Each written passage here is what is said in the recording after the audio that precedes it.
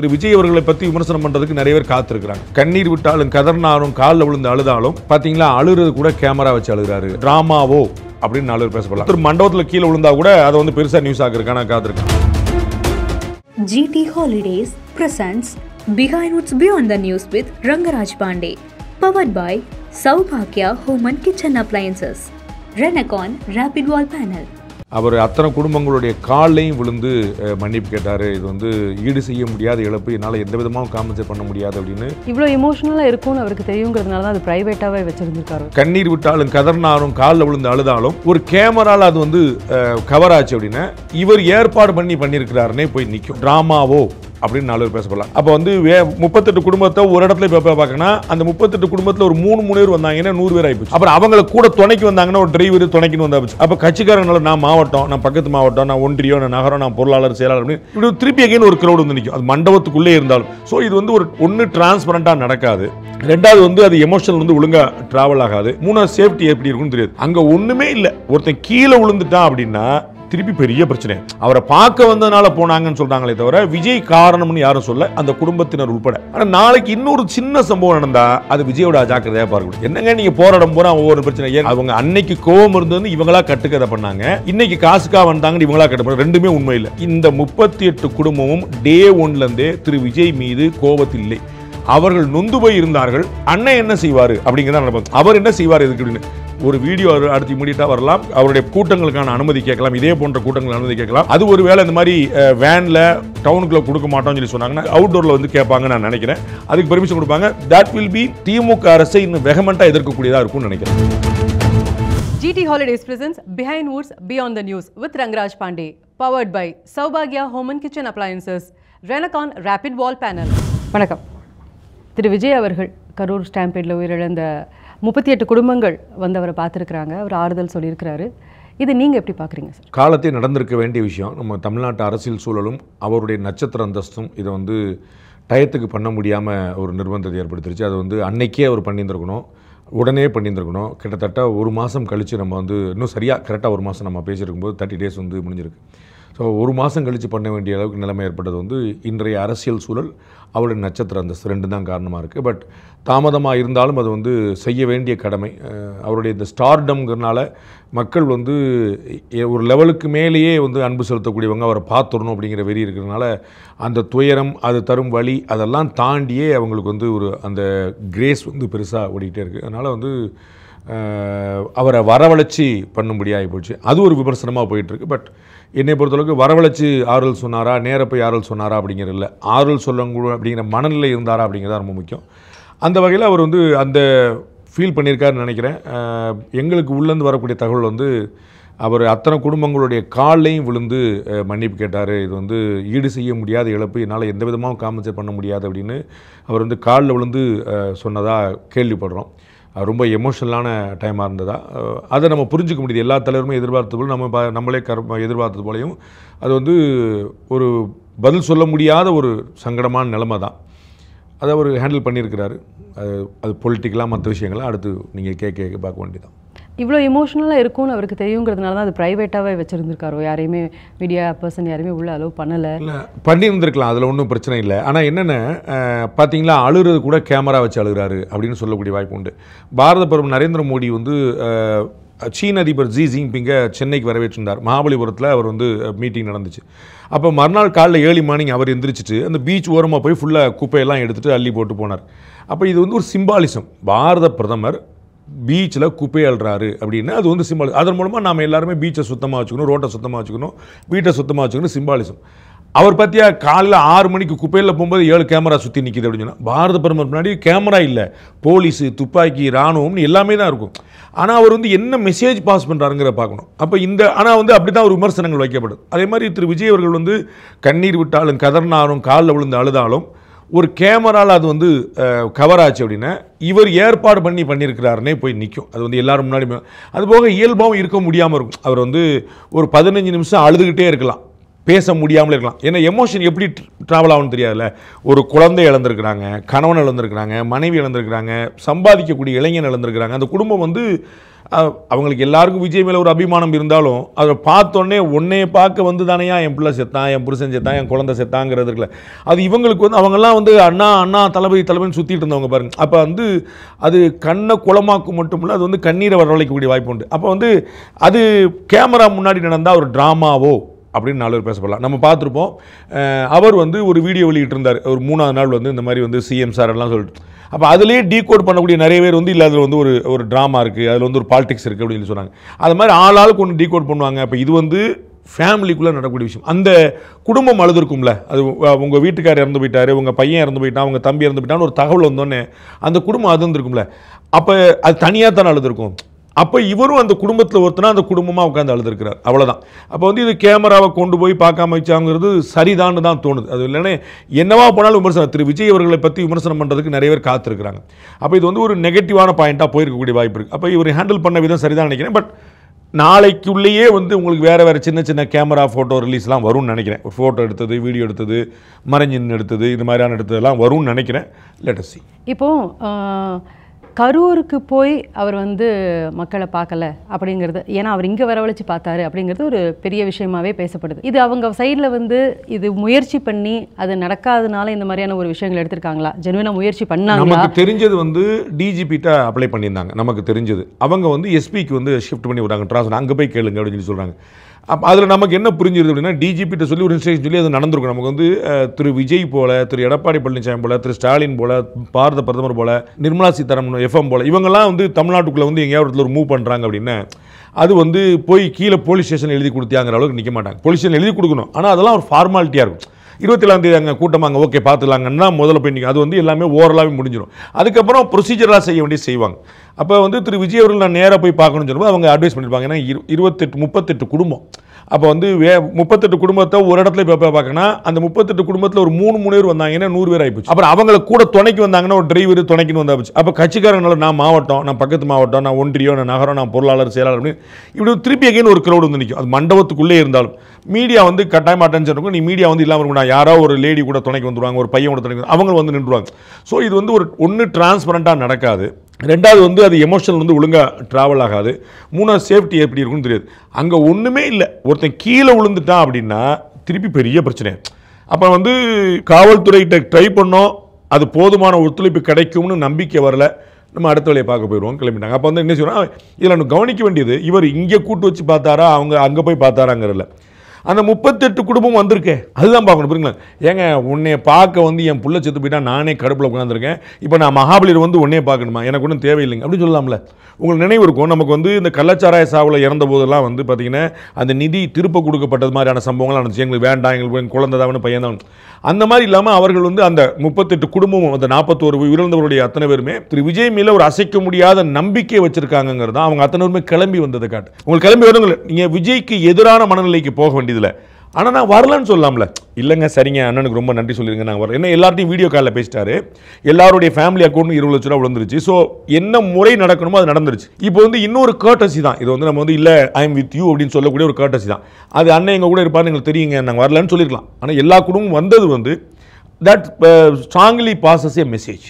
இப்போ என்ன சொல்கிறாங்க அப்படின்னாக்கா, இவங்க வந்து கரூரில் மண்டபங்கள்லாம் பார்த்தாங்க, ஆனால் அது வந்து நடக்கலை, அட்வான்ஸ் வாங்கினதெல்லாம் திரும்ப கொடுத்துட்டாங்க அப்படின்லாம் சொல்கிறாங்களே. இந்த மாதிரியான ஒரு ப்ரெஷர் இருக்கிறதுங்கிறது உண்மையா? அரசியல் அழுத்தங்கள் இருந்ததா? அரசியல் அழுத்தம் இருந்ததுன்னு நேரடியாக நம்ம குற்றம் சொல்ல முடியாது. அது வந்து நியாயமற்றதாக இருக்கும். நம்ம வந்து நம்ம ஒரு இல்லாத ஆதாரம் இல்லாமல் ஒரு விஷயத்தை அவதூறாக சொன்ன மாதிரி ஆயிரும். ஆனால் நான் முதல்லே சொன்னது போல் இன்றைக்கி இருக்கக்கூடிய அரசியல் சூழல் அப்படிப்பட்டதாக இருக்குது. அது ப்ரெஷராக இருக்குதா, ஜாடமாடையாக இருக்குதா, நேரடியாக இருக்குதா, அதெல்லாம் நமக்கு தெரியாது.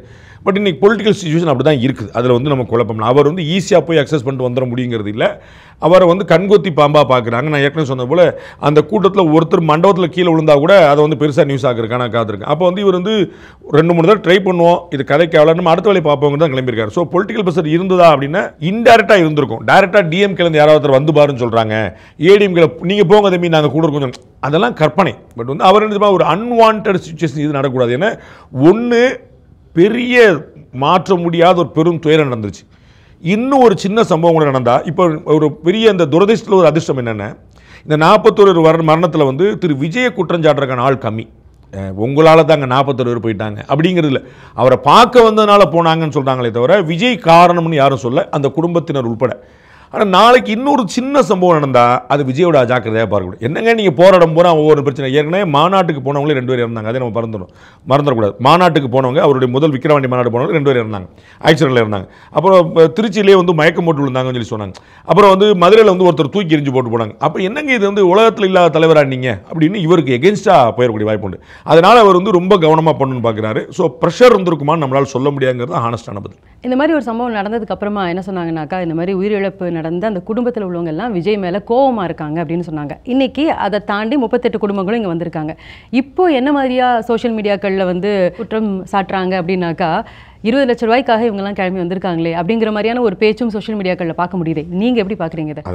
அது ஒரு இரக்கமற்ற தன்மை. அப்படி வந்து நம்ம சொல்லவே கூடாது. 20 லட்ச ரூபா கொடுத்தா யாருடைய குடும்பத்தில் யாராவது இழக்கிறதுக்கு நம்ம சம்மதிப்போமா அப்படின்னு பார்க்கணும். ஸோ 20 லட்ச ரூபா இல்லை, அந்த ஆள் உயிரோடு இருக்கிறாங்க அப்படிங்கிறதே ரொம்ப முக்கியமானது. கூப்பிட்டா நம்ம பையன் இருக்கிறான், கூப்பிட்டா எங்கள் வீட்டுக்காரர் இருக்கிறாரு, கூப்பிட்டா நம்ம குழந்தை இருக்குது அப்படின்னா அதை விட ஒரு பெரிய எந்த தொகையும் கொடுத்துறாது, ஒரு பெரிய நிம்மதி ஆறுதலை. ஸோ இந்த மாதிரி வந்து 20 லட்ச ரூபாய்க்காக வந்தாங்கிறது வந்து ஒரு பெரும் அவதூறு, பெரும் அவமானம். அப்படி யாரும் சொல்ல மாட்டாங்கன்னு நினைக்கிறேன். பட் சோசியல் மீடியா வந்து முகமற்றதாக இருக்குது, அதனால் அது என்னாலும் பேசலான் இருக்கு. அப்படி நம்ம பார்க்கல. அவர்களுக்கு வந்து கோபம் இருந்ததுங்கிறதே பொய். அவங்க அன்னைக்கு கோபம் இருந்ததுன்னு இவங்களா கட்டுக்கதை பண்ணாங்க, இன்னைக்கு காசுக்காக வந்தாங்கன்னு இவங்களா கட்டு பண்ண. ரெண்டுமே உண்மை இல்லை. நாங்கள் அறிஞ்ச வரையில், எங்களுடைய ரிப்போர்ட்டரில் போன வரையில், மற்ற மீடியா ரிப்போர்ட்டர்கள் அங்கே போன வகையில் இந்த 38 குடும்பமும் டே 1லேருந்தே திரு விஜய் மீது கோபத்தில் இல்லை. அவர்கள் நொந்து போய் இருந்தார்கள். அண்ணன் என்ன செய்வார் அப்படிங்கிறத நடப்பாங்க. அவர் என்ன செய்வார் இதுக்கு அப்படின்னு அந்த சம்பவத்திலையுமே வந்து என்னமோ நடந்திருக்குன்னு சொன்னாங்களே தவிர இப்படி பண்ணாங்க, அவர் பண்ணாங்க, இவர் பண்ணாங்கன்னு அரசியல்வாதிகள் சொல்வது போல் அவங்க சொல்ல. ஏன்னா அவங்கெல்லாம் வந்து அரசியல்வாதி இல்லை, ஒருவேளை வந்து தொண்டர்களாகவே இன்றைக்கி தான் மாறிக்கிட்டு இருக்காங்கன்னு நம்ம சொல்லணும். ஸோ வந்து அவங்களுக்கு வந்து ஒரு பொலிட்டிக்கல் மோட்டிவ், அவங்க வந்து அப்படிலாம் திங்க் பண்ணுற இடத்துலையுமே இல்லை. ஸோ காசுக்காக அவர்கள் வந்தார்கள் அப்படின்னு சொல்வது வந்து ஒரு பழி பாவம், ஒரு பெரும் அவதூறு. அது வந்து நியாயமற்ற விஷயம். முதல்ல என்ன பண்ணாங்கன்னா, இந்த இன்சிடென்ட் நடந்ததுக்கு அப்புறமாக விஜய் எதுவுமே சொல்லலை அப்படின்னு குற்றம் சாட்டினாங்க. அதுக்கப்புறம் ஒரு 3 நாள் கழிச்சு ஒரு வீடியோ வெளியிடுறாரு. அதில் அவர் மன்னிப்பு கேட்கல அப்படிங்கிற ஒரு குற்றம் வைக்கிறாங்க. இன்னைக்கு அவர் மன்னிப்பு கேட்டிருக்கிறாரு. இவங்க எல்லாரையும் கூப்பிட்டு வச்சு, உங்களுடைய குடும்பத்தில் நான் ஒரு அண்ணனாக இருக்கேன், ஒரு அப்பாவாக இருக்கேன், நான் வந்து உங்கள் குடும்பத்தில் ஒருத்தராக இருக்கேன்னு சொல்லியிருக்கிறாரு. நீங்கள் சொல்கிற மாதிரி காலில் விழுந்து மன்னிப்பெல்லாம் கேட்டிருக்கிறாரு அப்படின்னு சொல்கிறாங்க. இப்போது இவர் சொல்லியிருக்கிறார் இல்லையா, உங்களுக்கு நான் ஹெல்த் சப்போர்ட் பண்ணுறேன், எஜுகேஷன் சப்போர்ட் பண்ணுறேன், கல்யாணத்துக்கு சப்போர்ட் பண்ணுறேன்னு சொல்லியிருக்கிறாரு. எவ்வளோ அளவுக்கு சஸ்டெயின் பண்ண முடியும் அதை? இது எல்லாமே நம்பிக்கை வார்த்தைகள் தான்.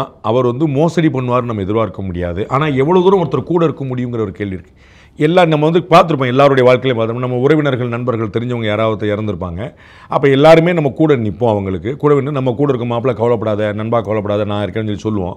ஆனால் கடைசி வரைக்கும் அப்படி கூட இருக்க முடியாதுங்கிற நிதர்சனம். இந்த இழந்த குடும்பத்தினரே திரு விஜய் அவர்கள் கடைசி வரைக்கும் கூட இருப்பாங்களாம் எதிர்பார்க்க மாட்டாங்க. அவங்களுக்கு வந்து அரசாங்கம் ஒரு 10 லட்ச ரூபா கொடுத்துருக்கு, இவங்க ஒரு 20 லட்ச ரூபா கொடுத்துருக்காங்க, மற்றவங்கலாம் ஒரு 1 லட்சம் 1 லட்சம் கொடுத்துருக்காங்க, ஒரு 30-35 ரூபா இருக்கும். இதில் வந்து எவ்வளோ தூரம் எப்படி போட்டு வைப்பாங்க, எவ்வளோ தூரம் படித்த குடும்பம், அப்போ அவங்களாம் எவ்வளோ ஃபேமிலி சப்போர்ட் இருக்கும். 40 லட்ச ரூபா இருக்குது, நீ வட்டி கொடுத்து வாங்கன்னு யாராவது வாங்கிட்டு போயிடுவாங்க. ஒரு மச்சான் வந்து கேட்பாரு, ஒரு அத்தை பொண்ணு கேட்பாங்க. அதெல்லாம் இல்லைன்னு சொல்கிற பழக்கம் அவங்களுக்குலாம் இருக்காது. உனக்கு நீ இப்போ காசு வந்தோன்னே நீ வேறு மாதிரி பேசிட்ட அப்படிம்பாங்க. ஸோ இந்த ப்ராக்டிக்கலாக சில நடைமுறைகள் இருக்கும். அப்போ அவங்களுக்கு வந்து மென்டாரிங் தேவைப்படும். அது திரு விஜயால் செய்ய முடியுமாலாம் நம்ம சொல்ல முடியாது. வேறு யாராவது கூட வர்றவங்க போகிறவங்க யாராவது செஞ்சு கூட வழி நடத்துனாங்கன்னு உண்டு. அதுதான் நம்ம வந்து கவனிக்கணும். விஜய் அவர்களுடைய வார்த்தைகள் வந்து ஒரு நம்பிக்கை, அவ்வளோதான். நம்ம வந்து அவர் வந்து ஒரு நல்ல வார்த்தை சொல்கிறாரு, அவர் மாதிரி ஒரு பெரிய ஸ்டார் நமக்கு துணை இருக்கிறாரு, அவ்வளோ நம்ம அந்த அளவுக்கு தான் ஆறுதல் பண்ணணும். அதுக்கு மேலே வந்து அவர் எல்லாத்துக்கும் கூட இருப்பார். அவருக்கு பிள்ளை சடங்கானா கூட இருப்பார், பிள்ளை கல்யாணமான கூட இருப்பார், பையன் ஹையர் எஜுகேஷன் பண்ண இருப்பார், பிஏக்கு கூட இருந்தார், எம்ஏக்கு கூட இருப்பார். அப்படிலாம் எதிர்பார்க்கவே மாட்டாங்க. அவங்களும் எதிர்பார்க்க மாட்டாங்க. அவங்களுக்கு வந்து திரு விஜய் இல்லை, சொந்த பந்தத்திலேயே நிறைய இப்போ வந்து கணவர் இறந்துட்டாங்கன்னு வச்சுக்கோங்களேன், அதற்கு முன்னாடி வரைக்கும் கணவருடைய தம்பி, கணவருடைய அண்ணன், கணவருடைய சகோதரிலாம் வந்துகிட்டு இருப்பாங்க. இதுக்கப்புறம் அவங்க வீட்டிலேருந்து வர்றது ரொம்ப குறையும். அவங்களுக்கு இந்த உண்மையெல்லாம் தெரியும். இதெல்லாம் அந்த ஒரு கொடூரமான உண்மையில் அவர்களுக்கே தெரியும். குழந்தைகள் இருக்கும், குழந்தை சுற்றி 10 பேர் வந்துட்டு இருப்பாங்க, இனிமேல் வரமாட்டாங்க, அதெல்லாம் தெரியும். பட் இதுக்காக வந்து விஜய் வருவார் அப்படின்னு எதிர்பார்க்க மாட்டாங்க. விஜய் அவர்கள் சொன்னதும் ஒரு ஆறுதல். அவர் ஏமாத்துறாரு, போய் சொல்கிறார், நடிக்கிறாருன்னு சொல்ல, அவரால் காலம் பூரா துணை நிற்க முடியாதுன்னு சொல்லுவார். உங்களுக்கு புரியுங்களா? செல்வி அனிதா குடும்பத்துக்கு இப்படி தான் போய் யாரும் சொன்னார், திரு அஜித் குடும்பத்துக்கு போய் யாரும் சொன்னார், தூத்துக்குடி சம்பவத்துக்கு யாரும் சொன்னார். அவங்கள்ட்ட என்ன ஒரு அமௌண்ட் கொடுப்பாரு. அது வந்து நார்மலாக கொடுக்குறோட ஒரு பெருந்தொகையாக இருக்கலாம். ஒரு 4 தடவை பேசினா வந்து அவங்க ரீச் பண்ணுவாங்க, அவ்வளோதான் இருக்கும். எவ்வளோ நாள் அவங்க பண்ண முடியும்னு ஒரு கேள்வி இருக்குல்ல. அது வந்து பாதிக்கப்பட்ட குடும்பத்தினருக்கும் தெரியும், திரு விஜய்க்கும் தெரியும். அது ஒரு அண்டர்ஸ்டாண்டிங் இருக்குன்னு தான் நான் கூட. இதுக்கப்புறம் இந்த ஆப்போசிட் பார்ட்டியாக இருக்கிறவங்க இந்த சம்பவத்தை அவங்களுக்கு சாதகமாக என்ன மாதிரி அவங்க கொண்டு போகிறதுக்கான வாய்ப்பு இருக்குது? ஏன்னா களத்திற்கே வரல அப்படிங்கிற மாதிரியான ஒரு விஷயத்தை அவங்க அதை சொல்லிக்கிட்டே தான் இருக்கிறாங்க. அண்ணன் திருமாவளவன்லேருந்து அண்ணன் சீமான்லேருந்து எல்லாருமே சொல்லிட்டு இருக்காங்க. பட் வந்து நம்ம ஏற்கனவே சொன்னது போல் எது சரியான அரசியலுங்கிறத இப்படி தான் பண்ணணும் நம்ம சொல்ல முடியாது. அவங்க பண்ணது அவங்களுக்கு சாதகமாக இருந்தால் அது சரியான அரசியல், அது அவங்களுக்கு நெகட்டிவாக போயிடுச்சுன்னா அது பாதகமான அரசியல். இவ்வளோ தான் நம்ம புரிஞ்சுக்கணும். ஸோ வந்து நான் எனக்கு தெரிஞ்சு திரு விஜய் அவர்களுக்கு இன்னைக்கு வரைக்கும் things are going in is favour. அதுதான் நான் உணர்றேன். அவருக்கு எகெயின்ஸ்டாக சூழ்நிலைகள் மாறினாலும் அரசியல் வந்து அவருக்கு எகெயின்ஸ்டாக மாறல. அது வந்து அவருக்கு ஃபேவராக தான் போயிட்டு இருக்கு. நான் ஏற்கனவே சொன்னோம்ல, பாதிக்கப்பட்ட குடும்பத்தில் யார் அவர்கள் ஒருத்தர் பேட்டி கொடுத்தாங்க வச்சுக்கோங்களேன். நம்ம வந்து பார்த்தோம், சுப்ரீம் கோர்ட்டில் அவங்க கேஸ் போட்டாங்க. கேஸ் போட்டபோது ஒருத்தர் பேரில் கேஸே வரலன்னு பயங்கரமாக பிரேக்கிங்லாம் வச்சு அவர் தெளிவாக ஒரு வீடியோ போட்டார். நான் தாங்க கேஸ் கொடுத்தேன், நான் தாங்க போட்டேன், எனக்கு தெரிஞ்சு தாங்க பண்ணேன், கான்சியஸ் டிசிஷன் சொல்லிட்டார். இன்னொருத்தர் வந்து நான் வாபஸ் வாங்க வந்திருக்கிறேன்னாரு. சட்டப்பணிகள் ஆணையத்துக்கு வந்தார். அவர்கிட்ட வந்து கேள்வி கேட்டால் பதில் சொல்லவே முடியல. எனக்கு தெரியாதுங்க, நான் எழுத படிக்க தெரியாது. அப்புறம் எப்படி காரில் வந்தாருன்னு தெரியல. எழுத படிக்க தெரியாது, ஒரு கூலி தொழிலாளின்னு சொல்றாரு. காரில் வராரு, கூட வராங்க. பக்கத்தில் ஒரு அம்மா வந்து நான் சொன்னால் கேட்க மாட்டீங்களா, போக மாட்டீங்களா சத்தம் போடுறாங்க. அது வந்து ஒரு சஸ்பீசியஸான விஷயங்களாகவே இருந்துச்சு. அப்போ வந்து திரு விஜய் அவர்கள் பற்றி இந்த 41 குடும்பத்துக்கு எந்த சந்தேகமும் இல்லை. அரசியல் ரீதியாகவும் பின்னடைவு எதுவும் இல்லை. எதிர்க்கட்சிகள் ஆட்டோமேட்டிக்காக விமர்சனம் பண்ணுவாங்க. நீங்கள் வந்து நிற்கணும், போய் நிற்கணும்னு சொல்லுவாங்க. அதை பற்றி அவர் கவலைப்பட வேண்டியதில்லை, கவலைப்படவும் இல்லை. அதனால தான் இன்னும் ரியாக்ட் பண்ணலை. திரு ஆதவ் அர்ஜுனாவோ, திரு நிர்மல்குமாரோ, திரு ஆனந்தோ, திரு விஜயோ இன்னும் 100 வீடியோ போட்டிருக்கலாம், 100 ட்வீட் போட்டிருக்கலாம், 100 கவுண்டர் பண்ணலாம். எதுவுமே சொல்ல பாருங்க. ஏன்னா அவங்க வந்து ரைட், நமக்காக இந்த உலகம் பேசுகிறது, நமக்கு சாதகமாக உலகம் இயங்குது, அப்போ நம்ம ரொம்ப அழட்டிக்க வேண்டாம் அப்படின்னு அமைதியாக இருக்கிறாங்க. ஸோ அவங்களுக்கு நெகட்டிவாக போகணும் வரல. அரசியல்வாதிகள் அவங்களுக்கு சாதகமாக தான் ட்ரை பண்ணுவாங்க, மாற்ற கட்சியினர். அது வந்து திரு விஜய்க்கு நெகட்டிவாக போகலை. விஜய்க்கு நெகட்டிவாக போகலை. மக்கள்கிட்ட இன்னுமே அவருக்கு வந்து இந்த சம்பவத்துக்கு அப்புறமாக, இன்ஃபேக்ட் இன்னும் சொல்லணும்னா இவர் இங்கே கூப்பிட்டு பேசினதுக்கு அப்புறமாக எந்த விதமான ஒரு வேற்று அபிப்பிராயங்கள் அவங்களுக்கு வந்து வேற ஒப்பீனியன் வரல அப்படிங்கிறது கான்ஃபிடென்ட்டாக இருக்கா, தெரியுதா? நீங்கள் எப்படி பார்க்குறீங்க? நான் அப்படி தான் ஃபீல் பண்ணுறேன். கிரவுண்டில் என்னவா இருக்குன்னு பார்க்கணும். நீங்கள் இதை ஓட்டாக கன்வெர்ட் பண்ணி பாருங்கள். நான் பலமுறை சொன்னதை இன்னும் சொல்கிறேன். கரூர் ஸ்டாம்பீடுக்கு பிறகும் அதே தான். அதாவது திரு விஜய் அவர்களுக்கு வந்து மக்கள் செல்வாக்கு இருக்குது, அது அதிகரிச்சிருக்குது, அது உறுதிப்படுத்தப்பட்டிருக்கு. இந்த 3 உண்மை. ஆனால் இப்பயுமே கூட அவர் முதலமைச்சர் ஆகிறதுக்கான வாய்ப்பு இல்லை. அவர் தலைமையில் ஒரு கூட்டணி அமைச்சாலும் தனியாக வாய்ப்பே கிடையாது. உங்களுக்கு புரியுங்களா? ஒருவேளை காங்கிரஸ் இங்கே வருது, இந்த மாதிரிலாம் வந்து நடக்குது. இப்போ வந்து இன்னைக்கு கூட தமிழக முதலமைச்சர் வந்து ஒரு திருமண விழாவில் பேசும்போது காங்கிரஸும் நாங்களும் வந்து பயங்கர க்ளோஸ், நாங்கள் வந்து எதிர் திசையில் இருந்தோம், இப்போ நாங்கள் ஒன்று மண்ணா ஆகிட்டோம். திரு ராகுல் காந்தி வந்து என்னுடைய சகோதரர் போல், அவர் என்னை மூத்த சகோதரன் சொல்லியிருக்கிறாரு, எனக்கும் அவருக்கும் நட்பு பாராட்டு. அவர் வந்து என்னை மூத்த சகோதரன் யாரையுமே சொன்னதில்லை, என்னை மட்டும் சொல்லியிருக்காரு. இந்த மாதிரி நிறைய விஷயங்கள் சொல்கிறார். அது என்னென்னா, காங்கிரஸ் வந்து திமுக கூட்டணியை விட்டு வெளியே போயிடக்கூடாது அப்படிங்கிற ஜாக்கிரதை. உங்களுக்கு நினைவு இருக்கும், இன்னொரு சந்தர்ப்பத்தில் வந்து இதே மாதிரி இன்னொரு கல்யாணத்தில் போகும்போது திரு உதயநிதி ஸ்டாலின் வந்து நான் பயங்கர கூட்ட நெரிசலில் வந்தேன், என் கையே என்னோட வருமானு தெரியல, கை நம்மளை விட்டு போகாது அப்படின்னு சொல்லி ஒரு பாஸ் விடுறார்.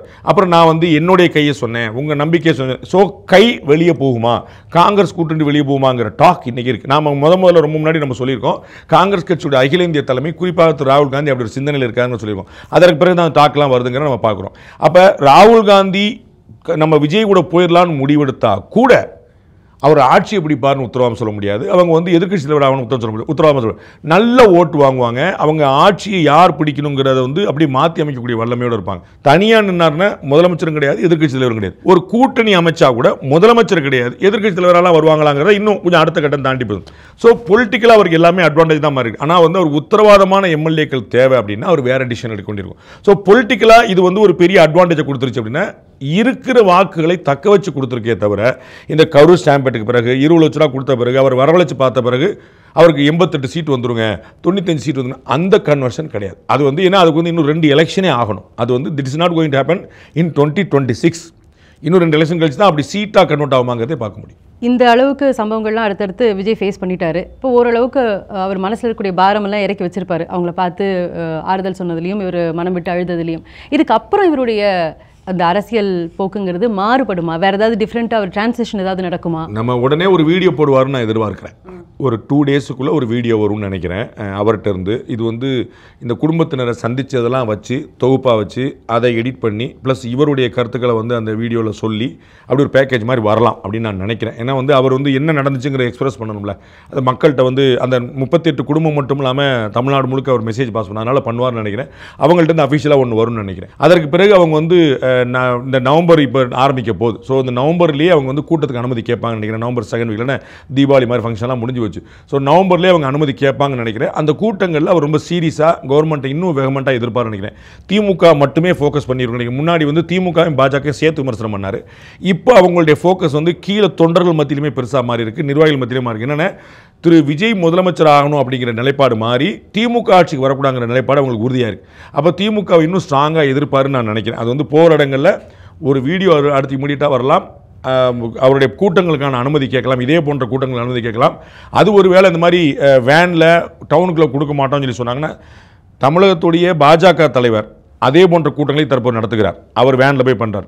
தமிழகத்துடைய எதிர்க்கட்சி தலைவர் திரு எடப்பாடி பழனிசாமி அதே போன்ற கூட்டங்கள் தொடரார் இந்த கரூர் ஸ்டாம்பீட்டுக்கு பிறகும். அதனால் இவர் கேட்டால் கொடுப்பாங்கன்னு தான் நம்புகிறேன். கொடுக்கணும். அவர் வந்து இல்லாட்டி நீதிமன்றத்துக்கு போவார். ஒருவேளை இவரே வந்து நான் இல்லைங்க நான் வந்து வெளியில் நான் அவுட்டர்லேயே பண்ணிடுறேன் நான் அப்படிங்கிற மாதிரி பண்ணான்னா அதை வச்சு கொடுப்பாங்க. அந்த கூட்டங்கள் நடக்கக்கூடிய சாத்தியம் இருக்குது. அவரே அவுட்டரில் கேட்பார் நினைக்கிறேன். ஸோ பெருங்கூட்டமாக இருக்குன்னா நம்மளால் வந்து கண்ட்ரோல் பண்ண முடியாது, அவுட்டரில் கேட்போம்னு முடிவு பண்ணலாம். அந்த மாதிரி கூட்டங்களில் வந்து அவர் மாவட்டத்துக்கு ஒன்று தான் பண்ணுறார். ஸோ தொகுதி வாரியாக பண்ணலாம். தமிழக எதிர்க்கட்சி தலைவர் அண்டு பாஜக தலைவர் வந்து தொகுதி வாரியாக பண்ணுறாங்க சட்டமன்றத்துக்கு. ஸோ இவர் வந்து மாவட்ட வாரியாக பண்ணுறார். அதனால் அடுத்தடுத்த மாவட்டங்களில் வந்து அவுட்டோரில் வந்து கேட்பாங்க நான் நினைக்கிறேன். அதுக்கு பெர்மிஷன் கொடுப்பாங்க. தட் வில் பி திமுக அரசை இன்னும் வெகமெண்ட்டாக எதிர்க்கக்கூடியதாக இருக்கும்னு நினைக்கிறேன். ஆனால் தமிழக அரசு வந்து இப்போ என்ன சொல்லியிருக்காங்கன்னா அந்த எஸ்ஓபிஸில் நாங்கள் நெறிமுறைப்படுத்த வர வரைக்கும் எந்த பரப்புரைக்கும் அனுமதி கொடுக்க போகிறதில்ல அப்படின்னு சொல்லியிருக்காங்க. நம்ம அதாவது முன்னாடி சொல்லியிருந்தாங்க. ஆனால் அதற்கு பிறகு தான் திரு நயினார் நாயன் தான் தன்னுடைய பிரச்சாரத்தை ஆரம்பிச்சிருக்கார். இந்த சம்பவம் நடந்த உடனேயே நீதிமன்றமும் சொல்லிச்சு, தமிழக அரசும் சொல்லிச்சு, எல்லாருமே சொன்னாங்க நம்ம வந்து ஒரு எஸ்ஐபி போட போகிறோம். But that is not happen. இன்னும் நடக்கலை. அதுக்கு இன்னும் எவ்வளோ நாள் ஆகும்னு தெரியாது. உங்களுக்கு புரியுங்களா? அதுக்கு பிறகே திரு எடப்பாடி பழனிசாமி 4 கூட்டம் போட்டார். அதற்கு பிறகு நம்ம வந்து திரு எடப்பாடி பழனிசாமி தன்னோட கூட்டத்தில் இங்கே பாருங்கள் கொடி பறக்குது பிள்ளையார் சொல்லி போட்டாச்சுன்னு சொன்னதெல்லாம் கரூர் ஸ்டாம்பேட்டுக்கு பிறகு தான். அது அதிமுகவுடைய கூட்டத்தில் தாவேக்காவுடைய கொடி பறந்தது கரூர் ஸ்டாம்பேட்டுக்கு பிறகு தான். அப்போ அனுமதி கொடுத்தா போய் தானே இருக்கும். அப்போ எதிர்க்கட்சி தலைவருக்கு அனுமதி கிடைக்குது, பாஜக தலைவருக்கு அனுமதி கிடைக்குது, தாவேக்கா தலைவருக்கு மட்டும் அனுமதி கிடைக்காம இருக்காது. ஸோ வந்து எஸ்ஓபி சொன்னாங்க, பட் அது நடைமுறைக்கு வரலை. அதற்கு முன்னாடியே வந்து இவங்க ஆரம்பிச்சிட்டாங்க. திரு விஜய் அப்படி கேட்பார், அதிகபட்சமாக அவர் அவுட்டோரில் பண்ணிக்கிறேன்னு சொல்லி வேணால் கேட்கலாம். ஆனால் அவங்களுடைய தரப்பில் இன்றைக்கி என்ன சொல்லியிருக்கிறாங்கனாக்கா மற்ற கட்சிகளுக்கெல்லாம் கொடுக்கறது கூட எங்களுக்கு கொடுக்கப்படலை. இன்ஃபேக்ட் கரூர் சம்பவத்துக்கே வந்து எங்களுக்கு பயங்கர நெருக்கடி இருந்ததுன்னு தானே அவர் சொல்லியிருக்கிறாரு. இல்லை அதெல்லாம் யாரும் இனிமேல் நம்ப மாட்டாங்க. இனிமேல் வந்து அவங்க வந்து அடுத்து நாமக்கல்ல போட போகிறேன்னா நாமக்கல் அவுட்டரில் போட வேண்டியது தான், ஈரோட்டில் போட போகிறேன் ஈரோடு அவுட்டரில் போட்டுக்கலாம். இனிமேல் போட்டு தான் கொடுப்பாங்க. இல்லாட்டி நீதிமன்றம் போகலாம். அவங்களுக்கு வந்து எல்லாம் இப்போ ஆர்எஸ்எஸ்க்கு வந்து தமிழ்நாடு முழுக்க அனுமதி கொடுக்கலாம். ஆர்எஸ்எஸ் உடைய பேரணிக்கு அவங்க வந்து எப்பயுமே இந்த ஆயுத பூஜையை ஒட்டி பண்ணுவாங்க. 3 வருஷமாக அவங்க வந்து சுப்ரீம் கோர்ட் வரைக்கும் போய் வாங்கிட்டு வந்தாங்க. ஸோ வந்து இவங்க ஒருவேளை அனுமதி மறுத்தா கூட அதை வந்து இவங்களால் வாங்கிக்கிற முடியும். அதனால் அப்படி ஒரு பதட்டப்படவில்லை. அனுமதி கிடைக்காம போகாது. நீங்கள் சொன்னீங்க இப்போ அடுத்து வந்து அவருடைய ரொம்ப முக்கியமான குறிக்கோள் திமுக எதிர்ப்பாக தான் இருக்கும் அப்படிங்கிறது. அப்போ ஆப்வியஸ்லி அவர் வந்து ஏடிஎம்கேயோட கூட்டணிங்கிறதுக்கு ஓகே சொல்கிறதுக்கான வாய்ப்பு இருக்கா? அதை வந்து அவருக்கான முதல் வாய்ப்பாக அதுதான் இருக்கும். அதுதான் அவருக்கு நல்லது நான் திடமாக நம்புகிறேன். பட் வந்து அவர் என்ன செய்வார் நம்ம கணிக்க முடியாது. நம்ம அவர்கிட்ட தொடர்பில் இல்லை, அவர் நம்மகிட்ட தொடர்பில் இல்லை. அதனால் அவர் இதுதான் செய்வார் தான். ஆனால் வந்து அதான் உங்களுக்கு முதல்ல வந்து ஃபோக்கஸ் மாறுதில்ல. நம்ம வந்து வீடு கட்டலாமா கல்யாணம் பண்ணலாமான்னு யோசிப்பாங்க. முதல்ல வந்து வீடு கட்டிட்டோம்னா அந்த சொந்த வீட்டில் கல்யாணம் பண்ணலாம் பாப்பாக்கு அப்படின்னு ஒரு பிளான். இல்லை நம்ம வந்து வீடுக்கு செலவு பண்ணுறோம்னா கல்யாணத்துக்கு செலவு பண்ண முடியாது. அப்போ முதல்ல கல்யாணத்தை பண்ணிவிடும், அப்புறம் சொந்த வீடு வாங்கலாம். ரெண்டுமே சரிதான். இதில் எது தப்புன்னு சொல்ல முடியாது. திரு விஜய் அவர்களுடைய நோக்கம் என்னங்கிற பார்க்கணும். நான் ஏற்கனவே சொன்னது போல தொண்டர்கள் நிர்வாகிகளோட நோக்கம் மாறிடுச்சு. அவங்களுக்கு கோல் போஸ்ட் மாறிடுச்சு. அவங்க முன்னாடி விஜய் அவர்களே முதலமைச்சர் ஆக்கணும். அவங்க போஸ்டர்லாம் பார்த்தீங்கன்னா மக்கள் விரும்பும் முதல்வர் தளபதினு போட்டுருப்பாங்க. இப்போ அவங்களை மனதில் என்ன வருது நிறைய பேர்ட்ட பேசுகிறோம். கீழே கிரவுண்ட் லெவலே பார்த்தீங்கன்னா திமுகவை வரவிடக்கூடாது திரும்ப. இது அவங்களுடைய கோல் போஸ்ட்டாக இப்போ மாறி இருக்கு. அப்போ வந்து அதிமுகவோட கூட்டணி சேர்றது தான் அவருடைய வெற்றியை உத்தரவாதப்படுத்தும். அவர் தாவேக்கா தனியாக இருக்கலாம், தாவேக்கா இன்னொரு கூட்டணி அமைக்கலாம், காங்கிரஸ் வரலாம், இதெல்லாம் நடக்கலாம். அப்போ வந்து ஒரு பெரிய எதிர்பார்ப்பு இருக்கும், பெரிய பிரச்சனை இருக்கும். நம்ம வந்து 2024 பார்த்தீங்கன்னா பாஜக தலைமையில் ஒரு கூட்டணி அமைஞ்சது, 18% ஓட்டு வாங்கினாங்க. அப்போ அண்ணாமலை ஜெயிப்பார், டிடிவி ஜெயிப்பார், ஓபிஎஸ் ஜெயிப்பார், அன்புமணி ராமதாஸ் மிஸ்ஸஸ் ஜெயிப்பாங்க அப்படின்னா நிறைய எதிர்பார்த்தாங்க. யாரும் ஜெயிக்கல, ஆனால் ஒரு எதிர்பார்ப்பு இருக்கும். அதுபோல் திரு விஜய் அவர்கள் வந்து காங்கிரஸ் தலைமையில் ஒரு கூட்டணி அமைச்சு போட்டிட்டா கூட அது வந்து ஒரு பெரிய எதிர்பார்ப்பை ஏற்படுத்தும். ஆனால் வெற்றி பெற முடியுமான்னு சொல்ல முடியாது. அதுக்கு அஷூரன்ஸ் கிடையாது, கேரண்டி கிடையாது. மாறாக அவர் ஏடிஎம்கே கூட்டணியில் இருந்தாருன்னு 100% உத்தரவாதம். நான் ஏற்கனவே பல முறை சொன்ன போது 234 தொகுதியில் 200 தொகுதி இந்த கூட்டணி ஜெயிக்கிற வாய்ப்பு. இவர் ஒரு 50 தொகுதியில் போட்டிட்டார்னு வச்சுங்க, 40 எம்எல்ஏ கிடைக்க வாய்ப்பு உண்டு. 2011 தேமுதிக கிடைச்சோட அதிகமான வாக்குகள் கிடைக்க வாய்ப்பு உண்டு, அதிகமான சீட்டுகள் கிடைக்க உண்டு. அப்போ இவர் என்ன நினைக்கிறாருங்கிற பொறுத்தா இருக்கும். ஸோ இவருடைய நோக்கம் நமக்கு வந்து 2 கட்சியும் எதிர்த்தது தான். நம்ம வந்து 2031 ஆனாலும் பரவாயில்ல, 36 ஆனாலும் பரவாயில்ல, நம்ம வந்து இப்போ போராட நினச்சானே வேற இல்லைங்க. இப்போ திமுக போராடக்கூடாதுன்னு அவருடைய கோல் போஸ்ட்டும் மாறிச்சுன்னு அவர் சேருவார். பட் அவர் என்ன செய்வாருங்கிறலாம் என்னால் கற்பனை பண்ண முடியல. இதுதான் அவருக்கான நல்வாய்ப்பாக என் கண்ணில் தெரியுது. ஆனால் அதிமுகவோட பிஜேபி கூட்டணியில் இருக்கிறாங்க. இது அவருடைய ஐடியாலஜிக்கல் எதிரியாக இருக்கக்கூடிய அதை நான் பட்சத்தில் பலமுறை சொல்லிட்டேன். அதனால நான் வந்து அதை திருப்பி சொல்ல விரும்பல. பெருசா ஐடியாலஜிங்கிறதே இங்கே கிடையாது. கம்யூனிஸ்டுக்கும் காங்கிரஸுக்கும் என்ன காமன் ஐடியாலஜி இருக்குன்னு பார்க்கணும். டிஎம்கேக்கும் காங்கிரஸுக்கு என்ன ஐடியாலஜி? இன்னைக்கு திருமண விழாவில் நம்ம பேசியிருக்கிறனால திருமண விழாவில் தமிழக முதலமைச்சர் சொல்லியிருக்காரு நாங்களும் காங்கிரஸும் எதிர் துருவத்தில் இயங்கணும். அப்போ எதிர் துருவத்தில் இயங்கின காங்கிரஸும் திமுக இன்னைக்கு கூட்டணி சேர முடியுதுல. தமிழ்நாட்டில் காங்கிரஸ் கட்சியுடைய ஆட்சியை வேறறுத்தது திமுக தானே. திமுகவால் கொலைப்பழி சுமத்தப்பட்டு வெளியே வந்தவர் தானே திரு வைகோ. அப்படி உருவானது தானே மதிமுக. காங்கிரஸ் கட்சி வந்து பூர்ஸ்வாக்களின் முதலாளிகளின் எஜமானர்களின் கட்சின்னு தானே கம்யூனிஸ்ட் கட்சி சொல்லிட்டு இருந்துச்சு. அப்போ இவர்களெல்லாம் ஒன்று சேர்ந்திருக்கிறார்கள். தேர்தல் பாதை திருடர்களின் பாதைன்னு சொன்னது அண்ணன் திருமாவளவன். இப்போ அவர் தேர்தலில் சேர்ந்து கூட்டணி உட்கார்ந்துட்டு இருக்கிறாரு. அப்போ ஐடியாலஜின்னு ஒரு விஷயம் கிடையவே கிடையாது. எல்லாரும் எல்லாரோடையும் சேர்ந்துப்பாங்க. 2021 அதிமுக பாஜக கூட்டணி இருந்துச்சு. 2024 அதிமுக பாஜக கூட்டணி இல்லை.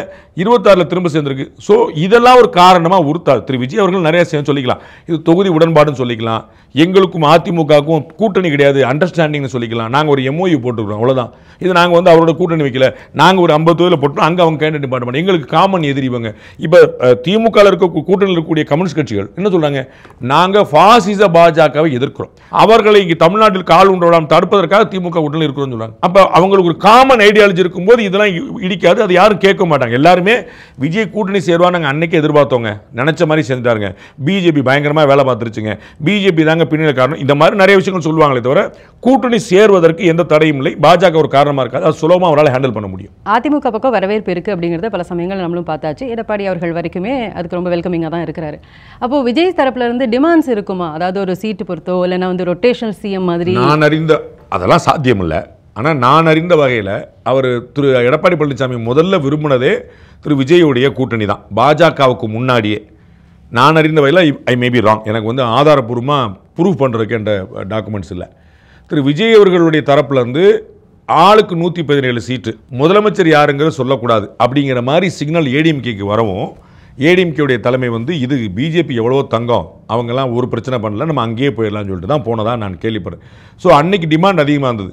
இன்றைக்கி அந்த டிமாண்ட் இருக்காது அப்படின்னு நான் நம்புகிறேன். அது வந்து ஒன்று. ரெண்டாவது வந்து இன்றைக்கி என்னென்ன ஏடிஎம்கே சேர்ந்தாங்கன்னா அவங்களுக்கு உத்தரவாதமான எம்எல்ஏஸ் கேரண்டி, அதுதான் நம்ம பார்க்கணும். இப்போ நாளைக்கு அப்போ இது நடந்துச்சுன்னு வச்சுக்கோங்க. இப்போ அதிமுக பாஜக கூட்டணியில் தாவேகா சேருது, 50 சீட்டு கிடைக்குது, 40 எம்எல்ஏ ஆறாங்க, 200 சீட்டு இந்த கூட்டணிக்கு, இதெல்லாமே நடந்துச்சு அப்படின்னா திமுக கூட்டணி 3வது இடத்துக்கு போகும்னு அர்த்தம். திமுக வந்து எதிர்க்கட்சி கூட ஆக முடியாதுன்னு அர்த்தம். அப்போ நாளைக்கு இவர்கள் அதிமுக வர்சஸ் தாவேக்கானே அரசியல் பண்ணலாம். 2011 தேமுதிகவும் அதிமுகவும் பண்ணவர். ஸோ ஃபியூச்சர் என்னவாகும் நம்ம ஓவராலாக கற்பனை பண்ண முடியாது. இன்றைக்கி என்ன தெரியுது? அதிமுக கூட்டணிக்கு வந்தாருன்னா அவருக்கு லாபம், வராட்டா 2 பேருக்குமே நட்டம். அது அவங்களுடைய பாடு. ஏடிஎம்கே வந்து கம்பேரிட்டிவாக நிச்சயமாக பலமான கட்சி. அவங்க கூட பாஜக வேறு இருக்குது. அவங்களுக்கு வந்து டிஎம்கேக்கு எதிர்க்கணும்னா அதிமுக முதல் சாய்ஸ்னு மக்கள் நினைக்கலாம் நாளைக்கு. இன்றைக்கி தாவேக்காவும் சேர்த்து நினைக்கிறாங்க. ஆனால் அது ஆட்சியை பிடிக்கிற அளவுக்கு போதாது, அதிமுகவையும் திமுகவையும் முந்துற அளவுக்கு போதாது. அப்போ இன்றைக்கி பார்த்தீங்கன்னா திமுகவுக்கு அடுத்து தான் தாவேக்கா கேரண்டியா, அதிமுகவுக்கு அடுத்து தான் தாவேக்கா கேரண்டியா, 3வது இடத்துல இருப்பாங்க. எவ்வளோ டிஸ்டன்ஸ் எவ்வளோ டிஃபரன்ஸ் வேணால் வித்தியாசம் வரலாம். ஸோ 3வது இடத்துலேருந்து 2வது இடத்துக்காவது வர்றதுக்கு வந்து இந்த கூட்டணி வரும். அப்போ திமுக சர்பாஸ் பண்ணிட்டாங்க, இன்னும் ஏடிஎம்கே மட்டும் தான் சர்பாஸ் பண்ணுங்கிறது போஸ்ட் எலெக்ஷன் இருக்கலாம். But depends upon his decision. இதுக்கப்புறம் இமீடியட்டாக விஜயோட ஆக்ஷன் என்னவாக இருக்கும்? நீங்கள் சொல்ல மாதிரி வீடியோ வெளியிடுறதுக்கான வாய்ப்பு இருக்குது, இப்போ மக்களை போய் அடுத்தடுத்து சந்திக்கிறதுக்கான வாய்ப்பு இருக்குது. இமீடியட்டாக அவருடைய கட்சிக்குள்ளேயும் ஏதாவது மாறுதல்கள் ஏற்படுறதுக்கான வாய்ப்பு இருக்கா? கட்சிக்குள்ளே எந்த மாறுதலும் இருக்காது. யாரையும் புதுசாகவும் சேர்க்க மாட்டார். எனக்கு தெரிஞ்ச வகையிலேயே முன்னாள் இந்நாள் அமைச்சர் பெருமக்கள் நிறைய பேர் அவர்கிட்ட சேர்றதுக்கு ட்ரை பண்ணிட்டு இருக்காங்க. அவர் வந்து இப்போ கிரவுண்டு பல்ஸை பார்க்கணுங்கிற முடிவில் இருக்கிறார். நமக்கு வந்து தரையில் என்ன இருக்குன்னு தெரிஞ்சுக்கணும். அதனால் டிசம்பர் வரைக்கும் தன்னுடைய பிரச்சாரத்தை தொடர்வார். இப்போ வந்து ஒரு ஊர்லேருந்து ஒருத்தர் சேர வச்சுக்கலாம், ஒரு கன்னியாகுமரிலேருந்து ஒருத்தர் சேரார்னு வச்சுக்கோங்களேன். அப்போ கன்னியாகுமரியில் நாளைக்கு பயங்கரமான கூட்டம் வந்துச்சு விஜய்க்கு அப்படின்னா, அது விஜயால் சேர்ந்த கூட்டமாக அந்த நபரால் சேர்ந்த கூட்டமான ஒரு கன்ஃபியூஷன் வரும்.